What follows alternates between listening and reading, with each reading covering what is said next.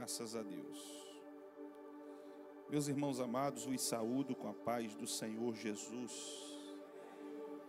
Quantos estão felizes nessa noite na presença de Deus?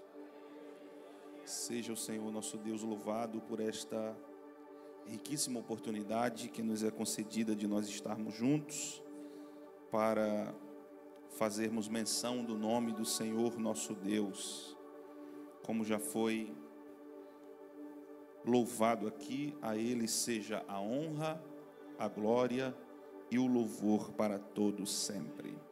Meus irmãos, registro os meus agradecimentos ao Senhor pela vida da liderança dessa igreja, pela oportunidade de poder retornar aqui, servir aos irmãos. Para mim é uma alegria. Pastor Paulo Irã lembrou-se de uma das oportunidades em que eu estive aqui, mas eu estava pensando ali direitinho, não faz esse tempo todo não, pastor. Quando eu vim aqui, eu acho que a última vez que eu vim aqui, o meu filho já tinha nascido, já estava com mais ou menos 1 ano e 8 meses. Eu lembrei que foi na época que ele adoeceu e ele estava hospitalizado. Eu estava atendendo um congresso de jovens, também ali no Serve Luz.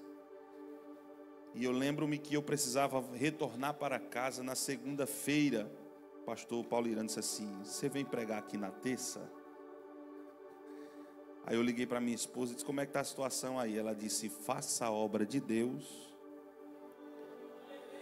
que Deus vai cuidar de nós. E eu preguei aqui, e quando cheguei ali em Campina Grande, o Senhor tinha nos abençoado. O meu filho fez a cirurgia foi um sucesso, e está lá dando glória a Deus. Ontem completou 7 anos, e eu louvo a Deus por tudo que o Senhor tem feito. Então faz mais ou menos uns 5 anos que eu estive aqui, e eu louvo a Deus pela oportunidade de poder servi-los mais uma vez. Louvando a Deus pela vida da vossa liderança, meu carinho é extensivo a toda a igreja. Pastor Paulo Irã, muito obrigado mais uma vez pela oportunidade. Deus seja louvado pela sua vida e pela sua família. Meus irmãos, eu quero compartilhar um texto nas Escrituras com vocês, que está no Evangelho de Jesus, segundo escreveu João. Evangelho de Jesus, segundo escreveu João, capítulo de número 6. Evangelho de Jesus, segundo escreveu João, o capítulo é o capítulo de número 6.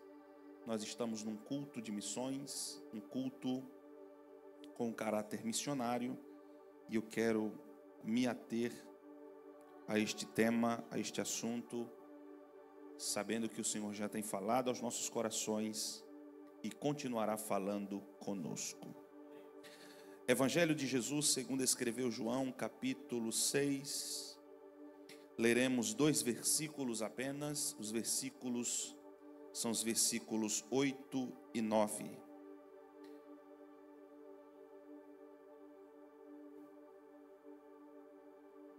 Evangelho de Jesus, segundo escreveu João, capítulo 6, versículos 8 e 9.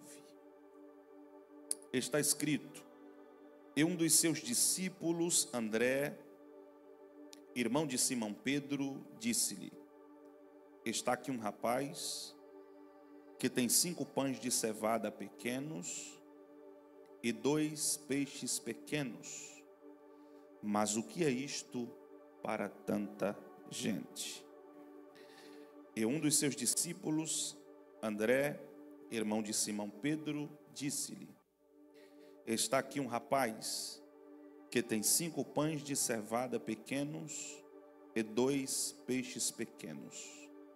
Mas o que é isto para tanta gente? Quem pode dizer amém? Me dê a sua atenção por alguns minutos. Prometo que serei extremamente prudente no horário que me foi proposto, mas certo é que o Senhor continuará falando conosco.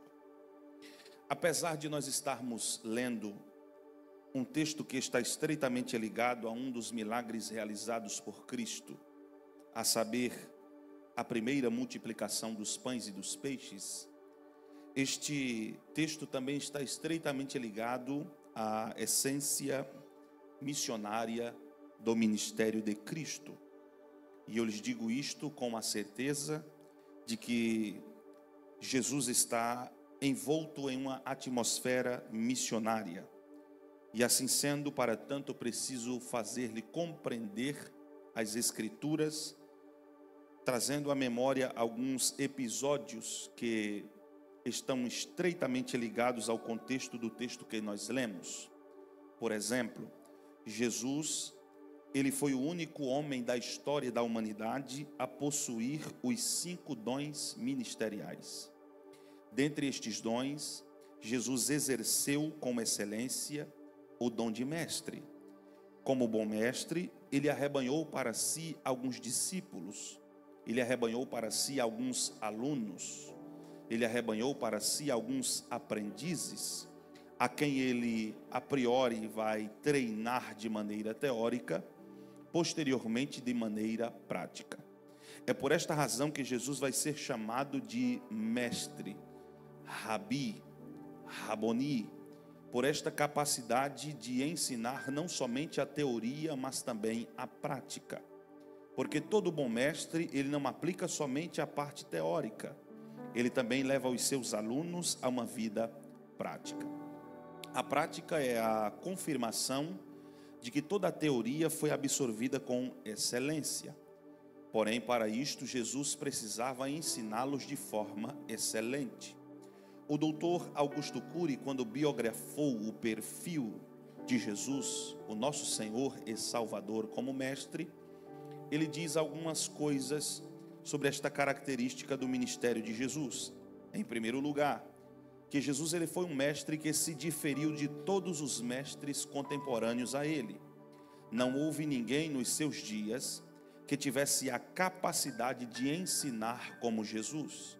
O ministério de Jesus, nesta maneira de observar, ele é marcado por 2 coisas interessantíssimas.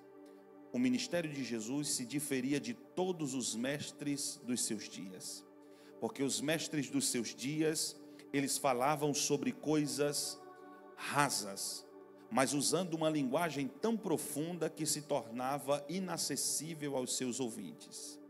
Outra característica é o fato de que eles falavam muitas palavras, mas ensinavam pouquíssimo. Isto vai ser ratificado por Paulo quando ensina ao seu filho na fé Timóteo, dizendo que nos seus dias surgiriam mestres assim como nos dias de Cristo, que falavam sobre muitos assuntos, mas não explicavam nada sobre eles. Jesus se diferia destes mestres por alguns fatores. Em primeiro lugar, Jesus ele falava sobre coisas profundas, mas com uma linguagem tão acessível que o mais indouto dos homens conseguia absorver o conteúdo do reino de Deus.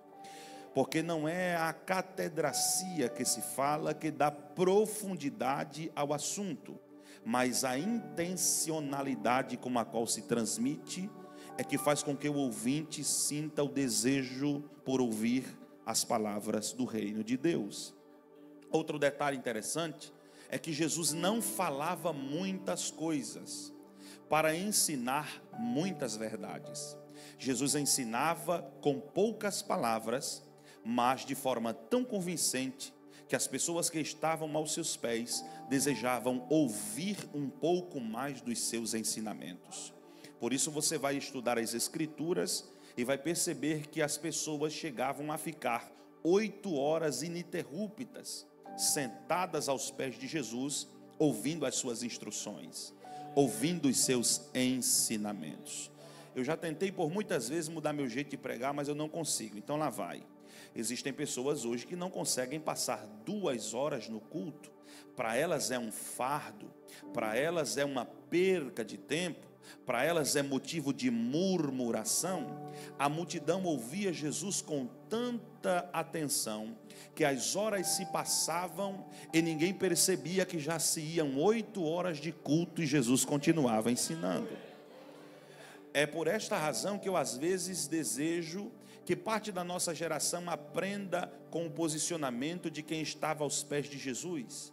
Não me importa o quanto tempo eu estou na sua presença, o que importa é aquilo que eu recebo enquanto eu estou na sua presença. Então eles se assentavam, ouviam a Jesus e nunca cansavam de ouvir os seus ensinamentos.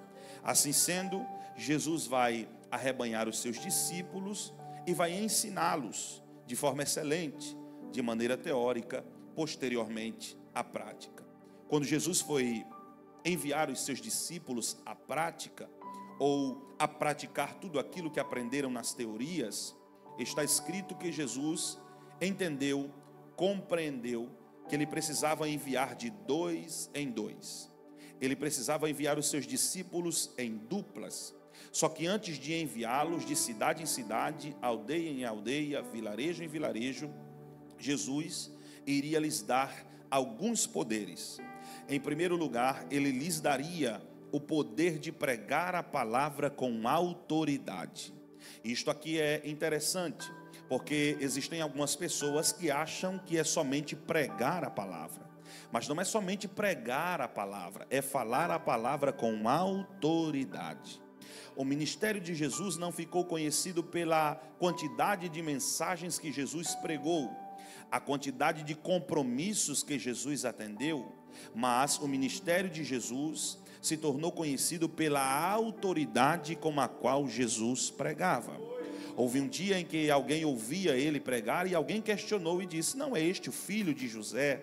Não é este o filho de Maria? E alguém respondeu: não sei se é filho de José, não sei se é filho de Maria, mas o que eu estou ouvindo está cheio de autoridade. Essa autoridade não é de José, esta autoridade não é de Maria, esta autoridade é do Pai que está nos céus. Outro detalhe: certo dia enviaram 2 soldados a aprisionar Jesus, a levá-lo a julgamento. Só que está escrito que o maior erro destes soldados foi sentar no último banquinho da sinagoga e esperar Jesus terminar de pregar.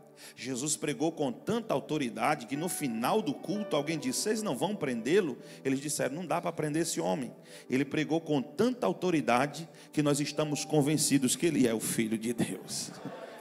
Então não é só pregar, é pregar com autoridade. E Jesus vai delegar essa autoridade aos seus discípulos, dizendo: eu entrego a vocês poder e autoridade para pregar a palavra. Jesus vai enviá-los a uma missão, vai enviá-los em duplas, mas lhes dá um primeiro poder de pregar a palavra com autoridade. Segundo poder que Jesus dá para os seus discípulos, poder de expulsar as enfermidades. Jesus disse: quando vocês chegarem em algum ambiente em que houver algum enfermo, a senha estará nos lábios de vocês.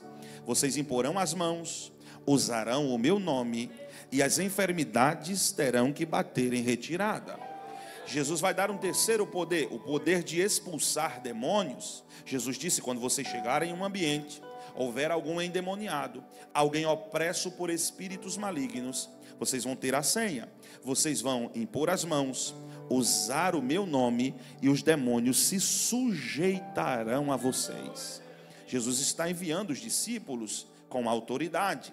Só que eles vão às cidades, aldeias, vilarejos, pregam com autoridade, expulsam as enfermidades, expulsam aos demônios, e eles precisam voltar a Jesus com um relatório de tudo aquilo que fizeram. Até porque quem é enviado deve prestar relatório a quem lhe enviou. E eles voltam com um relatório dizendo: nós fomos nas cidades, nós fomos nas aldeias, nós fomos nos vilarejos e pregamos com muita autoridade. Se fossem os pregadores atuais, diriam: quebrou tudo, foi uma glória, foi uma presença fora do comum. Nós vimos a glória de Deus enquanto pregávamos. Só que Jesus ouve isto atentamente e não diz nenhuma palavra. Alguém diz: nós expulsamos as enfermidades. Jesus está em silêncio. Alguém diz: expulsamos até demônios. Jesus fica em silêncio. E quando alguém questiona, dizendo: o senhor não vai dizer nada diante de tantos relatórios bem-sucedidos? Jesus diz: vocês não devem se alegrar com tal coisa. É como se Jesus estivesse jogando um balde de água fria nos discípulos, mas na verdade não. Jesus está dando uma lição para a vida inteira. Ele está dizendo: não vos alegreis quando vocês pregarem, as pessoas se renderem aos pés de Cristo. Não se alegrem quando vocês orarem, as enfermidades se sujeitarem. Não se alegrem quando os demônios forem expulsos no meu nome. Tudo está acontecendo por causa do meu nome. Mas vocês têm que se alegrar com uma coisa. Alguém diz, com o que é que nós temos que nos alegrar? Jesus diz, vocês têm que se alegrar em saber que depois de fazer tudo isso, o nome de vocês estará escrito no livro da vida. E eu vou melhorar isso aqui para ver se alguém vai entender e vai dar glória a Deus aqui hoje. Melhor que fazer a obra de Deus é ser participante do reino de Deus. E eu vou repetir porque alguém já entendeu. Melhor que fazer a obra de Deus é ser participante do reino de Deus. Porque existem pessoas que estão trabalhando para Deus sem pertencerem ao reino de Deus. Estão envolvidos com as coisas de Deus sem estarem envolvidos com Deus que pode todas as coisas. E o desejo de Deus não é que você saia neste culto de conscientização missionária somente amando a obra de Deus. O desejo de Deus é que você seja participante deste reino, porque um dia tudo irá findar, já diz o compositor, mas no final de tudo nós temos uma certeza: o nosso nome estará escrito no livro. Agora olhe para cá. Jesus deu essa autoridade para os discípulos. Eles pregam com autoridade, expulsam os demônios, trazem um relatório, e até aí tudo bem. Só que no meio de tantos relatórios, eles vão dar uma notícia ruim para Jesus. Eles dizem assim: olha, o teu primo em segundo grau, a saber, João o Batista, foi morto. Uma jovem podia escolher metade de um reino se possível, mas ela escolheu a cabeça do teu primo servida em uma bandeja no seu aniversário. Jesus automaticamente decai o semblante, porque se você não sabia, fique sabendo, Jesus possuía duas naturezas. Como homem, esta notícia lhe abalou, seu semblante decaiu, mas como Deus, o seu espírito se pôs de pé e disse para os discípulos as seguintes palavras: peguem as bolsas, peguem as sacolas, peguem os alforjes, nós iremos atravessar o mar da Galileia, nós iremos subir a um monte que está no meio do deserto e nós iremos descansar. Isso aqui me chamou a atenção pelo fato de que eles acabam de chegar de uma obra missionária. Eles trazem as notícias boas, trazem notícias más, e nesta notícia má Jesus diz: levantem, peguem as malas, vamos viajar de novo, vamos lá para o outro lado, porque a obra não pode parar. A pergunta é: por que Jesus não viveu o luto? Porque na verdade João já havia cumprido o seu propósito, e o propósito do Cristo era ir até o Calvário. João já fez a sua função, agora cabe ao Cristo dar sequência à execução da vontade do Pai, indo até o Calvário. João já cumpriu o seu propósito, ele já cumpriu o seu ofício, já preparou o caminho para o Messias. Agora cabe ao Messias ir até o Calvário. É por isso que Jesus diz: levantem-se, vamos até o outro lado. E ainda existem muitas coisas a serem realizadas. Só que um detalhe interessante me prende a atenção. Jesus diz: nós vamos atravessar até o outro lado, iremos até um monte que está no meio do deserto e nós iremos descansar. O fato é que Jesus irá fazer uma travessia e até aí tudo ok. O fato é que Jesus irá até o deserto e até aí tudo bem. Mas Jesus diz algo interessante, ele diz: nós iremos descansar. Por que será que Jesus quer fazer os seus discípulos compreenderem essa atmosfera do descanso? Porque no reino de Deus não existe extensividade naquilo que se está fazendo. Deus conhece os nossos limites e sabe que nós cansamos. E Deus prefere que um cansado faça uma pausa e descanse, do que faça a sua obra cansado, se desgastando. Muita gente diz: eu vou me gastar e me deixarei gastar. Até aí tudo bem. Só que o cansaço um dia chega. E Deus não tem problema com o nosso cansaço. Quem tem problema com o nosso cansaço é o homem. Quem tem problema com a nossa fadiga é o homem. Jesus diz: eu vou ensinar algumas coisas a vocês. Primeiro, a obra não pode parar. João já fez a sua parte, nós precisamos fazer a nossa. Segundo, nós iremos fazer uma travessia até o outro lado, até Betsaida, e lá nós iremos a um monte que está no meio do deserto e nós iremos descansar. Em outras palavras, Jesus está dizendo: eu vou ensinar para vocês que na trajetória de quem foi chamado não vão faltar desertos, mas também não faltará descanso. Vou falar até você entender. Vou continuar. Na trajetória de quem foi chamado, na trajetória de quem foi vocacionado, na trajetória de quem é enviado, não vão faltar desertos, mas também não faltará descanso, porque o nosso Deus tem a capacidade de nos fazer descansar enquanto nós enfrentamos o deserto da vida. E eu vou melhorar isso aqui para você entender e dar glória a Deus, que talvez eu esteja pregando para alguém aqui que está passando por desertos, adversidades, dores, angústias, dissoluções, prejuízos, situações contrárias, e você está desesperado dizendo: e agora? Quem poderá me defender? Deus me trouxe lá do interior de São Paulo para dizer para alguém: fique tranquilo, neste seu deserto eu vou fazer você descansar para que meu nome seja glorificado. Você pode dizer glória a Deus por isso? Olhe para cá. Deus não tem dificuldades em me fazer descansar enquanto passo pelo deserto. Eu lhe provo. Existem algumas pessoas que associam o deserto à adversidade, crise, dor, angústia, dissolução, situação desfavorável. Jesus olhou para o deserto e disse: vai ser o ambiente que eu vou ensinar a vocês a descansarem. Isso aqui me fez lembrar de Moisés. Moisés subiu até o monte, estava a ponto de desistir da vocação, disse: não é possível que 3 milhões de pessoas estão certas e só eu estou errado, já que o problema sou eu, vou devolver o povo. Deus vai falar com Moisés, Javão, e vai dizer assim: eu quero lhe fazer uma proposta, eu vou mandar um anjo, não é um anjo qualquer, é o meu anjo. Tudo que você precisar, converse com ele, porque ele vai lhe suprir. Moisés é mais acelerado do que eu pensava, e ele disse para Deus: Senhor, me perdoe, mas eu não quero o anjo, eu quero a sua presença. Se esta presença não for comigo, não me faça subir daqui. Deus vai melhorar a proposta, porque Moisés está no cume do monte falando com Deus, e saindo dali Moisés vai voltar para o meio do deserto. Como Deus sabe que a trajetória de Moisés ainda é longa, peregrinando no deserto, e ele sabe que saindo dali ele retornará para o deserto, Deus disse: eu vou melhorar a proposta, eu vou mandar a minha presença diante de você, e lá no deserto eu vou te dar o que ninguém imaginava ser possível, eu vou te fazer descansar enquanto você peregrina.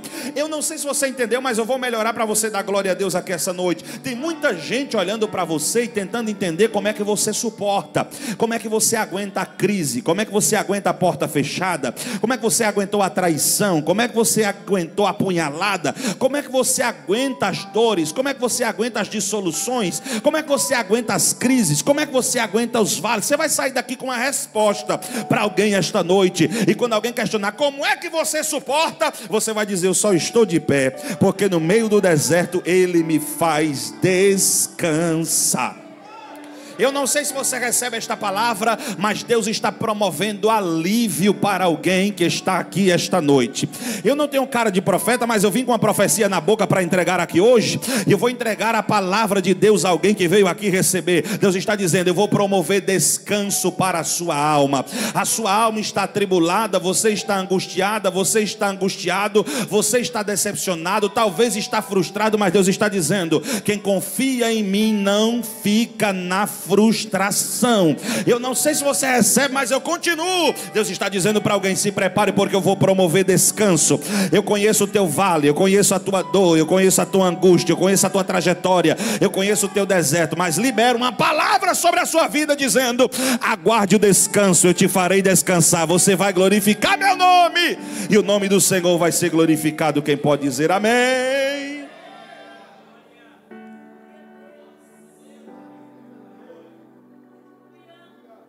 Guarde o que eu vou lhe dizer. Se você quiser, anote aí na sua Bíblia, para você nunca mais esquecer isso aqui.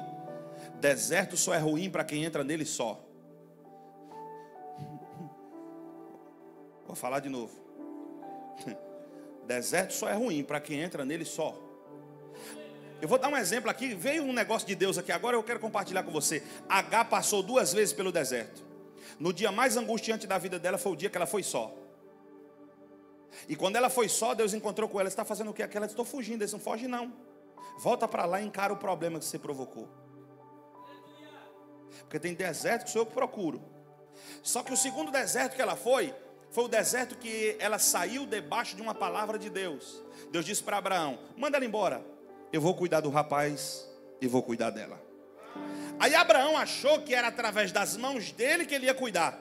Aí ele dá pão e dá água. Sabe o que é que eu acho lindo? É que o pão e a água de Abraão só duraram até o deserto. Não, alguém já entendeu, vou continuar. O pão e a água de Abraão só duraram até o deserto. Quando ela põe o pé no deserto, acabou o pão e acabou a água.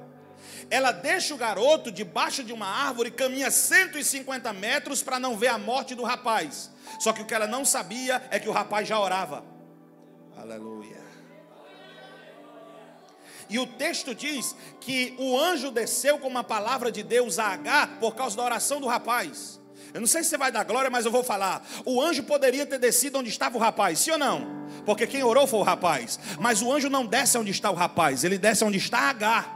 E a pergunta é, por que ele não vai a quem orou, mas vai a quem não estava em oração? É simples, é porque nem sempre Deus visita quem ora. Às vezes Deus visita quem é o alvo da oração. Não, vocês não estão aqui não, mas vou continuar. Ele nem sempre visita quem ora, às vezes ele visita quem é o alvo da oração. A prova disso é que quando o anjo desceu, falou com Agar e disse assim: minha irmã, só estou aqui por causa da oração do rapaz. E sabe o que é mais lindo? É que quando ele vai atender a oração do rapaz, ele diz assim para Agar: levanta os teus olhos. Quando ela levanta os olhos, ele diz assim: o que é que a senhora está vendo? Ela diz: estou vendo um poço. A senhora sabe quem colocou esse poço aí? Ela disse: sei.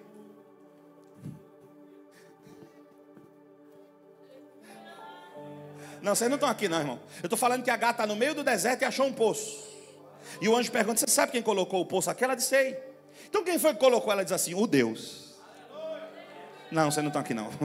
O Deus que me ouve é o Deus que me vê. Vou falar um negócio aqui só para quem entender e vai dar glória a Deus com isso. Quando ela diz assim: o poço do Deus que me ouve e o poço do Deus que me vê, traz um ponto final o texto, mas a sequência é essa: e eles viveram. Não entendeu, né? E eles viveram ali até que o rapaz cresceu. Está entendendo, não, irmão? Vou melhorar. Deus está falando com alguém aqui: nenhum deserto é capaz de impedir o crescimento de quem Deus decidiu fazer crescer. Posso liberar uma palavra para quem veio adorar a Deus aqui hoje? Se o projeto de Deus é te dar crescimento, não importa o tamanho do teu deserto, quem está contigo é maior que o teu deserto. Vou falar até você entender, porque alguém já levantou a mão, eu vou continuar. Deus está falando com alguém aqui: se você está debaixo de uma palavra de Deus, não importa a extensão do teu deserto, ou quanto tempo você passará por ele, o que importa é que quem está contigo todos os dias, vai cuidar de você todos os dias.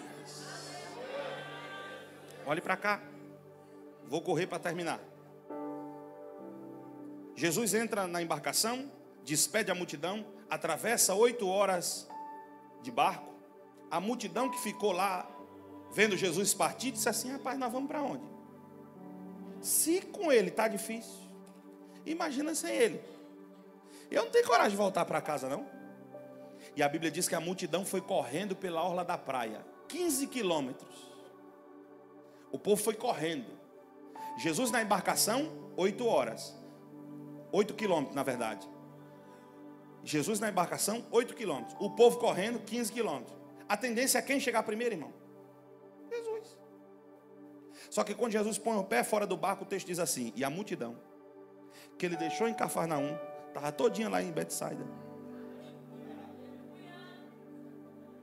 Quando Jesus desceu, eu disse assim: eu não deixei vocês lá. Vocês estão fazendo o que aqui? Jesus olhou para eles e disse assim: só tem um jeito. Vamos fazer outro culto. Não entende? Vamos fazer outro culto. Aí o texto diz: e trouxeram todos os enfermos. Não, essa aqui é para quem vai pegar de primeira, quem pega de segunda e quem pega de terceira. Mas eu vou continuar. Trouxeram todos os enfermos. E olha o que o texto diz: e Jesus curou a todos.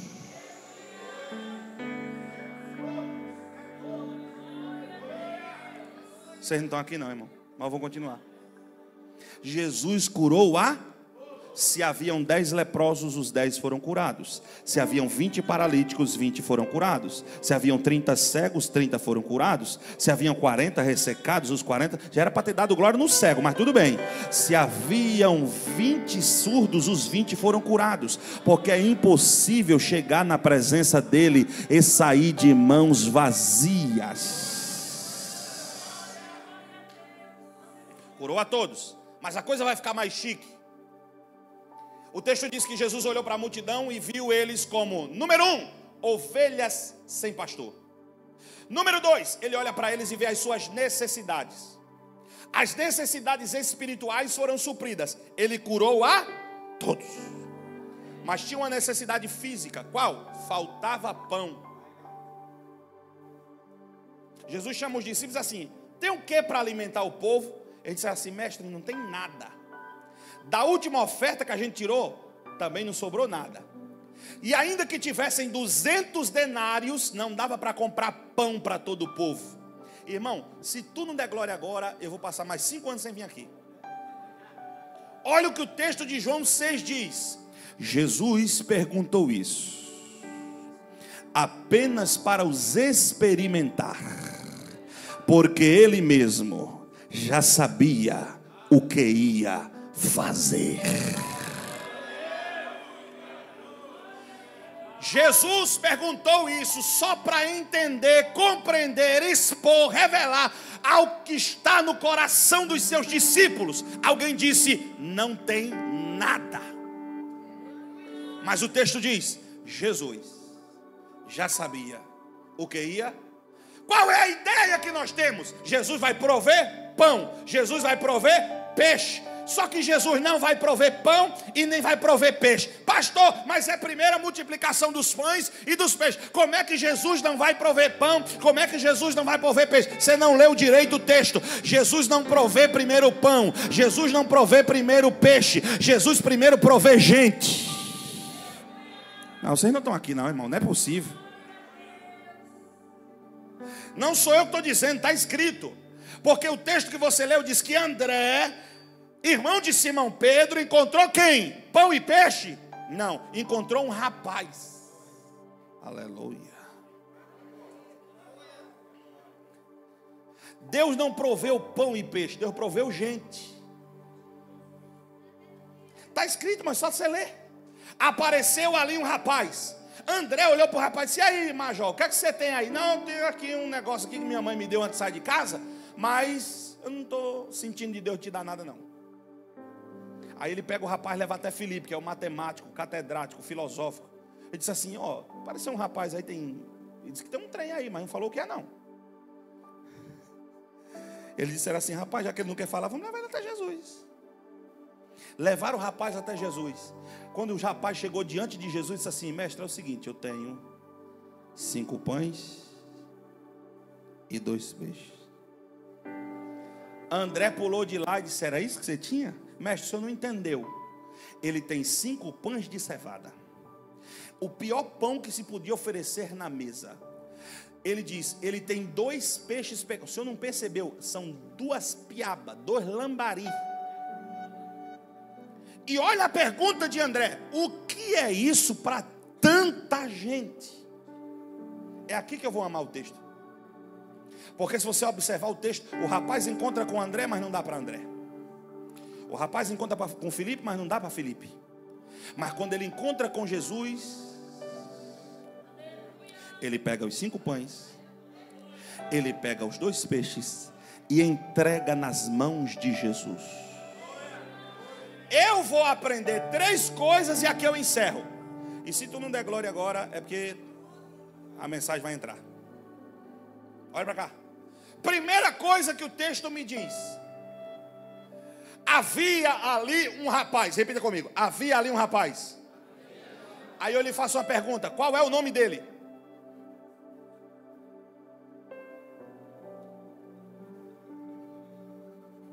Qual é o nome do rapaz, irmão? Alguém sabe o nome do rapaz? Alguém aí se habilita em falar: pastor, eu estudei o grego. Fala aí, irmão. Pastor, eu estudei o hebraico. Fala aí o nome do rapaz. A Bíblia omite o nome do rapaz. E a primeira lição que o texto me dá é: Deus nem sempre é como o homem que trabalha com nomes. Quem valoriza nome é o homem. Deus valoriza o coração do homem. Deus não está interessado em qual nome você tem, a que família você pertence, se a tua família é tradicional, se teu CPF está com score lá em cima. Deus não quer saber de nada disso. Ele quer saber como é que está o teu coração em relação ao reino. O texto não diz o nome do rapaz, porque Deus nem sempre levanta gente com nome. Tem hora que Deus faz questão de levantar gente que o nome não aparece. E guarde isso que eu vou lhe dizer: todas as vezes que Deus escondeu o nome de quem Ele levanta, é para que o nome dele seja louvado. Posso dizer um negocinho aqui para você? Se você é amante de que seu nome sempre apareça, você vai levar taca aqui hoje. Jeová lhe trouxe aqui para dizer: quem tem que aparecer não é o seu nome. Alguém vai dizer assim: pastor, não traga esse homem aqui mais não, mas eu já vim mesmo. Então segure aí, porque lá vai. Deus não está interessado em promover o teu nome. O reino não é para promover o teu nome, é para promover o nome daquele que você serve, daquele que você adora, daquele que você cultua. Se você sai de casa, vindo aqui para ter o nome ser lembrado, você perdeu a viagem. Mas se você veio aqui para que o nome dele seja glorificado, então já abre a boca e dá glória a ele aí, porque aqui não é o teu nome. Que você não lembre do nome do pregador, mas que lembre do Cristo de quem o pregador falou. Que você esqueça o nome de quem cantou, mas lembre do nome do Cristo que foi adorado. Quem é o rapaz? Não sei. Qual é o nome? Sei lá. Outra coisa que me chama a atenção: ele encontra André e não entrega para André, encontra Filipe e não entrega para Filipe, mas quando encontra Jesus, ele entrega para Jesus. Por quê? Ele olhou para André e não viu em André o que viu em Jesus. Ele olhou para Filipe e não viu em Filipe o que viu em Jesus. Mas quando ele olha para Jesus, ele vê tudo o que faltava em André. Ele vê tudo o que faltava em Filipe. Porque o rapaz não tem nome, mas ele tem visão. Não se assuste com o que eu vou dizer, mas eu não sei pregar de outro jeito, então lá vai. Deus não está à procura de pessoas sem visão. Deus está levantando gente com visão. Deus não está interessado em gente sem visão que só dá trabalho. Deus está interessado em levantar gente com visão que trabalha. Porque quem não tem visão só arruma problema. Quem tem visão sempre chega com a solução. Quem não tem visão sempre traz discórdia. Quem tem visão promove unidade. Quem não tem visão promove divisão. Quem tem visão promove reino. O rapaz não tinha nome, mas tinha visão. Terceiro e último, e aqui eu paro. Ele tinha um negocinho que falta na gente. O que, pastor? Voluntariedade. Não precisa me responder para você não passar vergonha, já que está sendo filmado. Faz quanto tempo você não contribui? Faz quanto tempo que tu não tira essa cascavel do teu bolso e faz alguma coisa para Deus? Acabou glória, irmão. É assim mesmo, eu sou pastor de igreja, eu sei do que eu estou falando. Quando mexe no bolso, mexe no ego. Não, porque o dinheiro é meu. Mas o dinheiro de Deus está no bolso dos crentes. Faz quanto tempo que tu não dá uma oferta para a missão? Toda vez que fala de oferta missionária aqui, você fecha a cara, você põe a mão no bolso e diz assim: eu não vou dar o dinheiro da minha pizza. Vou dar o dinheiro do meu camarão. Faz quanto tempo que tu não contribui com nada no reino? Meus irmãos, nós estamos precisando aqui comprar uns tijolos. Ele levanta e vai no banheiro. Ela levanta e vai lá tomar água. Porque o coração nunca foi voluntário. Meus irmãos, nós estamos precisando comprar uma tinta para pintar a igreja. Some. Nunca ajuda. Nunca contribui. Mas questiona tudo, você já percebeu? Você já percebeu que essa síndrome de André atua no nosso meio? Teu pão é pouco, teu peixe é pequeno, mas tu deu que pão? Você ofereceu que peixe? Porque o rapaz tem o que faltou nos discípulos. Aleluia. O rapaz tem o que faltou nos discípulos. E o que faltava nos discípulos não era outra coisa senão visão, para entender que o pouco na sua mão sempre vai ser pouco, mas o teu pouco na mão de quem faz milagre. Eita Jesus. Oh, como eu queria que você estivesse entendendo o que eu estou pregando. Pastor, mas o que eu tenho é pouco. A viúva também tinha pouco, mas ela tinha um coração grande. Maior que a moeda que ela deu era o coração que ela tinha. Porque maior que a nota que você tem, maior que o cheque que você tem, maior que o cartão que você tem, maior que a conta que você tem, deve ser o teu coração. Posso te dar um conselho? Abre teu coração, irmão. Deixa de ser terrível.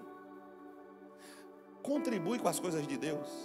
O rapaz olhou para Jesus e disse: está faltando o que aí, mestre? Mais de 5.000 homens, fora mulheres e crianças. Ele disse assim: tá, tem problema nenhum não. Está aqui 5 pães e está aqui 2 peixes. O que André maldiz, Jesus bendiz. O que André reclama, diz assim: é pouco. Do jeito que o senhor está pregando aí, não engana nem a sua barriga. Jesus pegou e levantou para o céu. Eita Jesus. E Jesus faz, presta atenção, Jesus diz assim: Pai, eu te dou graças.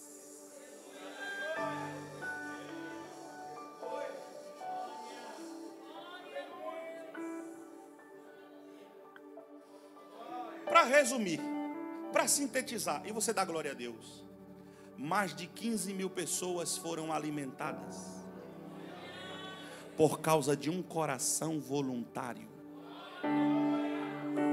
Você sabia que a provisão do reino pode estar escondida no teu coração? Você sabia que as necessidades do reino podem ser supridas por causa do teu coração? O interesse de Deus nesses últimos dias é levantar gente com o coração quebrantado.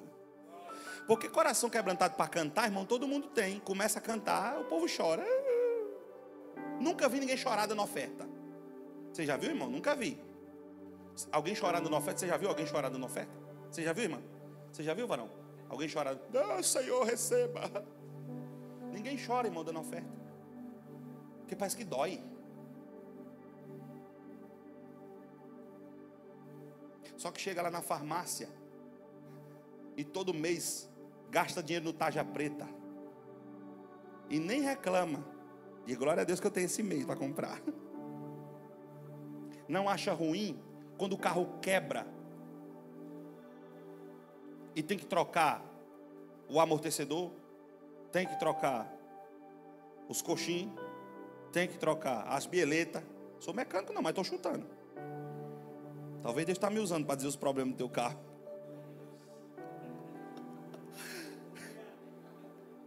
Não acha ruim não, passa lá o cartão, divide aí que aqui tem limite, irmão. Mas quando a gente pede uma oferta na igreja, não, porque eu acho que... Você não tem que achar nada, irmão. Você tem que abrir o teu coração. Deus está à procura de gente com o coração aberto. Posso melhorar isso aqui para você dar glória? Há uma geração faminta e o pão está na tua mão. Não, vou falar de novo. Você não entendeu, não quer dar glória, irmão. Eu sei que quando pega é difícil fechar a cara. Tem uma geração faminta e o pão está na tua mão. E eu posso melhorar? Deus quer usar você para saciar a fome de alguém. Vou falar até tu levantar a mão, porque a irmã ali já levantou a mão. Deus quer usar você para saciar a fome de alguém. E eu não estou falando de fome de comida, nem de sede de bebida. Eu estou falando de fome de ouvir a palavra de Deus. Talvez Deus vai fazer de você alguém bem sucedido, próspero, rico. Pastor, se eu vier aqui para pregar prosperidade? Não, irmão, eu estou pregando aqui a Bíblia e dizer para você que Deus pode te fazer próspero. Mas a tua prosperidade não é para te arrancar da igreja e te fazer vaidoso. A tua prosperidade é para você abrir o coração para o reino e dizer assim: o que é que está precisando aí? Pode contar comigo, eu sou parceiro da obra de Deus e o nome do Senhor ser glorificado. Você já imaginou se o rapaz retém o pão? 15 mil pessoas ficariam com fome. Mas quando ele abriu o coração e disse assim: está aqui quem faz milagre. Eu não multiplico, mas o Senhor multiplica. Eu não faço, mas o Senhor faz. Eu não resolvo, mas o Senhor resolve. Eu vou entregar na tua mão. E o Cristo deu graça. Graças!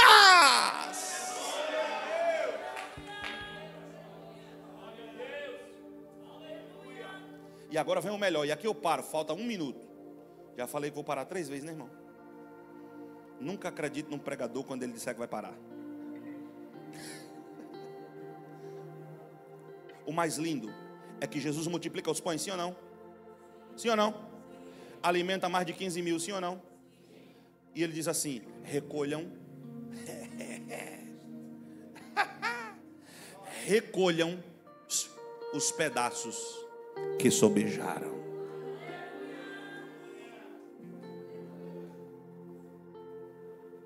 Agora você vai entender o que a Bíblia diz.